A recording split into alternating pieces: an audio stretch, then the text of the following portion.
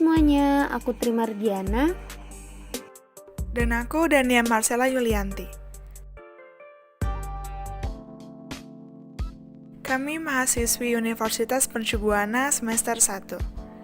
Sebelumnya, kami ingin mengucapkan terima kasih kepada Bapak Islahuben SEMM selaku dosen mata kuliah Pendidikan Anti Korupsi dan Etik UMB. Di video ini, kami akan membahas 4 materi yang berkaitan dengan Pendidikan Anti Korupsi dan Etik UMB. Berikut materinya. 1. Menggali dan mengembangkan potensi diri secara profesional. 2. Berpikir positif dalam berkomunikasi. 3. Kepemimpinan yang berdisiplin waktu berhubungan dengan bagaimana mempengaruhi staf. 4. Kearifan lokal memperkokoh karakter bangsa. Oke, langsung saja kita mulai pembahasannya. Simak videonya baik-baik ya guys. Menggali dan mengembangkan potensi diri secara profesional. Menggali dan mengembangkan potensi diri secara profesional dapat membantu seseorang untuk mencapai kesuksesan dalam karir dan hidup mereka. Setiap manusia tentu dianugerahi potensi diri yang sangat luar biasa. Menariknya, manusia sendiri sering tidak mengetahui dengan pasti potensi diri tersebut. Semua potensi diri tersebut tidak akan bisa muncul dengan sempurna jika tidak dikembangkan dengan baik dengan cara-cara yang benar. Maka dari itu, potensi diri dapat kita kenali dan kita kembangkan jika ada kemauan dan usaha yang keras. Nah, selanjutnya bagaimana sih cara agar kita dapat mengenali dan mengembangkan potensi diri kita? Yuk, simak beberapa tipsnya yang siapa tahu bisa membuat diri kita menjadi lebih baik lagi. Yang pertama, kenali diri sendiri. Banyak orang yang tidak mengenali potensi dirinya karena terlalu sibuk memperhatikan kelebihan orang lain.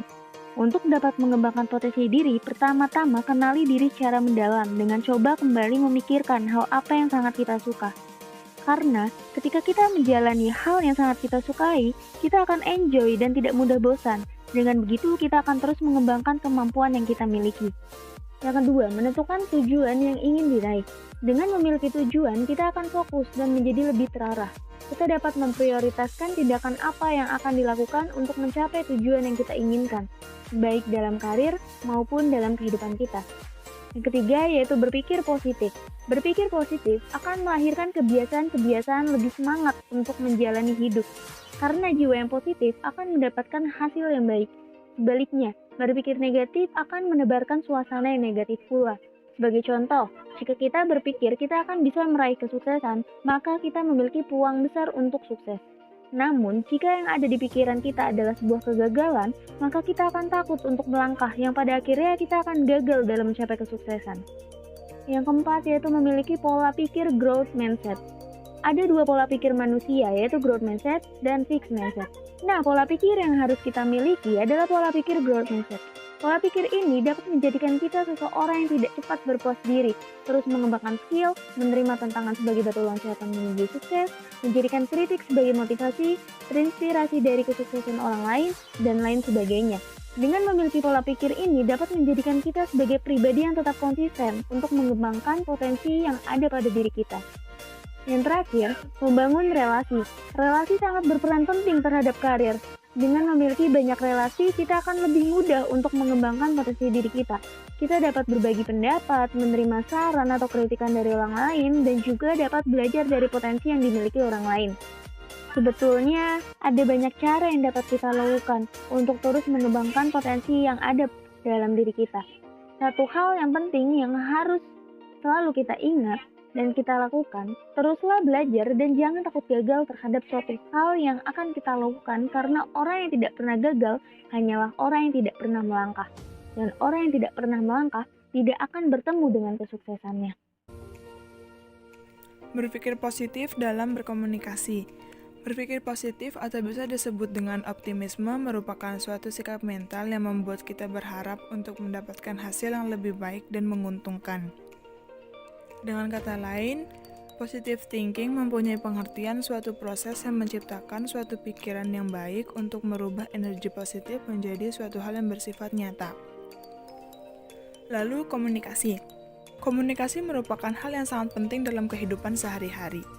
Karena dalam komunikasi dapat menjelaskan bagaimana seseorang dalam memahami, melihat, mendengar, dan merasakan tentang dirinya sendiri serta bagaimana cara seseorang berinteraksi di lingkungannya dengan mengumpulkan dan mempresentasikan informasi sehingga dapat menyelesaikan suatu masalah atau konflik yang sedang terjadi. Lalu, jika digabung, berpikir positif dalam berkomunikasi dapat menciptakan suatu komunikasi yang positif yang akan mengarah pada suatu hal yang baik, dapat menjadi pendengar yang baik, dan dengan adanya penggunaan bahasa serta etika yang baik dalam komunikasi akan menjadikan hubungan antar manusia menjadi lebih baik lagi. Karena dengan begitu akan mengurangi terjadinya kesalahpahaman yang sering terjadi antar manusia. Maka dari itu, berpikir positif dalam berkomunikasi dapat mempengaruhi pandangan seseorang untuk lebih terbuka dalam menerima kenyataan hidup dengan menerima perbedaan, kritikan, dan tak merasa bahwa dirinya selalu benar dalam hidup ini. Berikut beberapa cara untuk berpikir positif dalam berkomunikasi. 1. Fokus pada hal-hal positif. Jadi, sebisa mungkin, kita harus mengalihkan perhatian kita dari hal-hal negatif dan fokus pada hal-hal positif dalam situasi atau percakapan tersebut. 2. Gunakan bahasa positif. Seperti hindari menggunakan kata-kata atau kalimat yang negatif. Contoh, kata-kata tidak atau tidak bisa. Sebaliknya, gunakan bahasa yang lebih positif dan membangun seperti saya akan mencoba atau saya akan berusaha. 3. Jaga pikiran terbuka. Cobalah untuk melihat situasi atau masalah dari sudut pandang yang berbeda. Karena terkadang, dengan membuka pikiran kita dapat menemukan solusi yang lebih kreatif dan positif. 4. Berempati. Cobalah untuk memahami pandangan dan perasaan orang lain, dan hindari menilai atau mengevaluasi mereka secara negatif. Jadi, kesimpulannya, berpikir positif dalam berkomunikasi sangatlah penting, karena dapat mempengaruhi hasil dari komunikasi itu sendiri.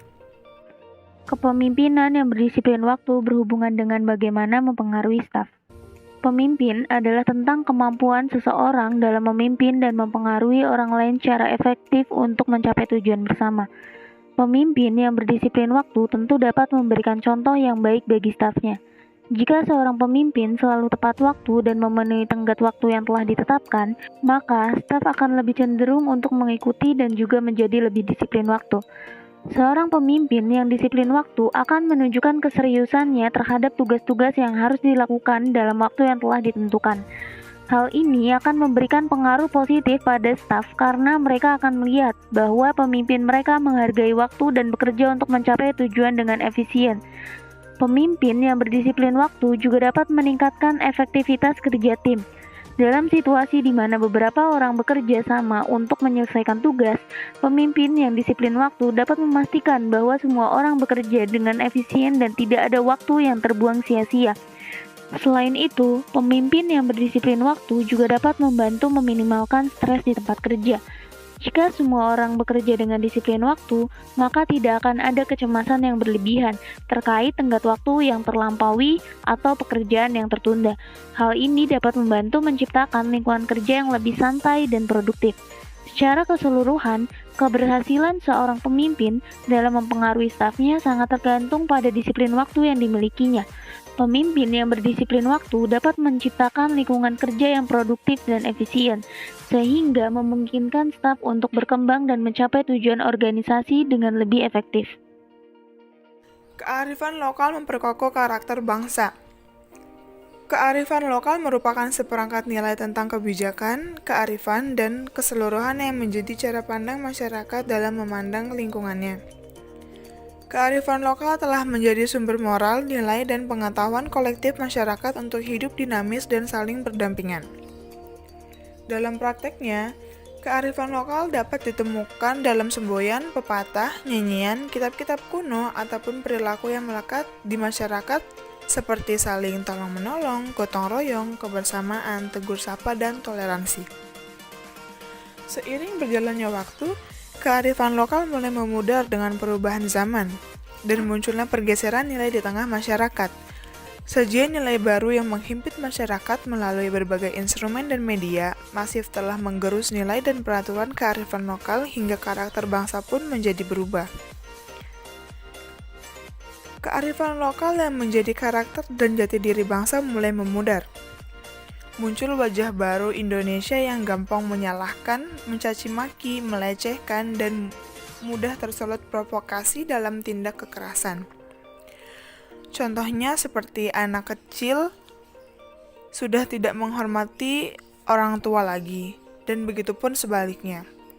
Norma kesatuan menjadi pudar, digantikan dengan sikap kasar dan saling menyalahkan. Padahal, kearifan lokal ini penting agar suatu bangsa memiliki fondasi yang kuat untuk berdiri tegak. Di antara bangsa-bangsa lainnya, juga untuk serentak memiliki wajah, identitas, dan jati diri sebagai suatu bangsa. Oleh karena itu, kearifan lokal harus hidup dan terus dihidupkan sebagai benteng untuk memperkokoh karakter dan jati diri bangsa, agar mencegah jangan sampai terjadi keterputusan sejarah perkembangan intelektual manusia. Karena kearifan lokal merupakan sumber rujukan aspek-aspek moral, sosial, dan spiritual dari perilaku yang diperlukan bagi pribadi antar manusia dan sosial dalam kehidupan berbangsa yang penuh dengan tantangan. Sekian dari kami, semoga materi yang kami sampaikan dapat bermanfaat bagi kita semua. Terima kasih semuanya.